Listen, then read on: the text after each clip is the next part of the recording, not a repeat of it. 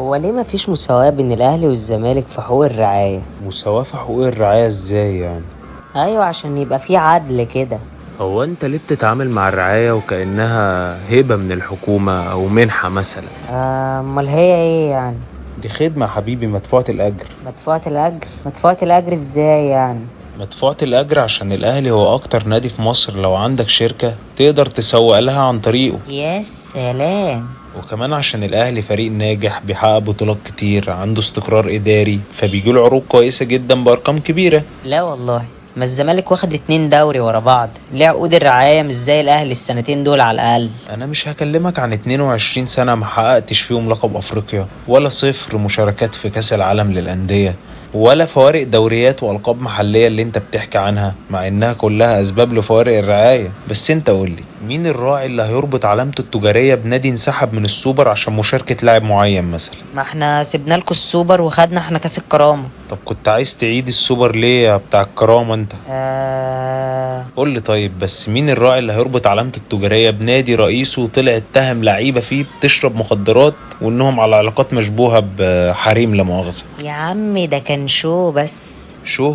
طب مين الراعي اللي هيربط علامته التجارية بنادي رئيسه اتحبس نتيجة التطاول والخوض في الذمم والأعراض؟ يا عم ما هو اتعزل يا عم. اتعزل اه.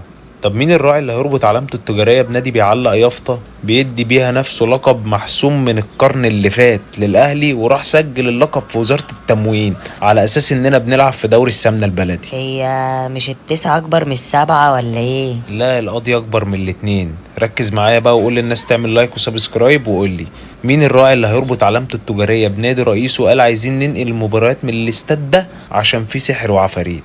إيه ده؟ هو قال كده بجد؟ يا ريته هو بس اللي بيقول.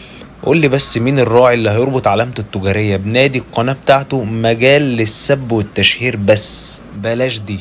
مين الراعي اللي هيربط علامته التجارية بنادي رئيسه تطاول على الجمهور بأبشع الألفاظ الممكنة وقال لهم أمك صاحبتي؟ هقول لك على حاجة، بلاش دي كمان.